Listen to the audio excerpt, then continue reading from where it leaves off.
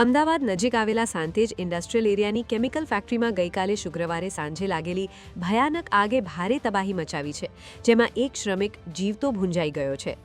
સાંતેજની faith industrial લિમિટેડમાં અત્યંત જ્વલનશીલ chemical અને પ્લાસ્ટિકના કારણે આગ એટલી ઝડપથી ફેલાઈ હતી કે તેણે બાજુમાં આવેલી ટેક્નો ઇન્સ્ટ્રુમેન્ટ ફેક્ટરીને પણ ઝપેટમાં લઈ લીધી હતી, જેના લીધે પ્રાથમિક અંદાજ મુજબ અંદાજે 80 કરોડ રૂપિયાનું તોતિંગ નુકસાન થયું છે.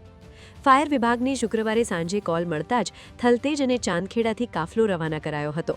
આગની ભયાનકતા જોતા 15 ફાયર ફાઇટરની ગાડીઓ અને 98 જેટલા જવાનોએ કલાકોની ભારે જહેમત બાદ આગ પર કાબૂ મેળવ્યો હતો. પરંતુ આજે શનિવારે સવારે જ્યારે ફેક્ટરીની અંદર તપાસ કરવામાં આવી ત્યારે કાળમાળમાંથી એક અજાણ્યા શ્રમિકનો બળેલી હાલતમાં મૃતદેહ મળી આવતા અરેરાટી વ્યાપી ગઈ છે. પોલીસે મૃતદેહને પોસ્ટમોર્ટમ માટે મોકલી આગળની કાર્યવાહી હાથ ધરી છે. આ ભયાનક આગ શોર્ટ સર્કિટના કારણે લાગી કે અન્ય કોઈ બેદરકારીના લીધે તેની સચોટ વિગત મેળવવા માટે હાલ ફોરેન્સિક અને ટેકનિકલ ટીમ દ્વારા તપાસના ચક્રો ગતિમાન કરાયા છે.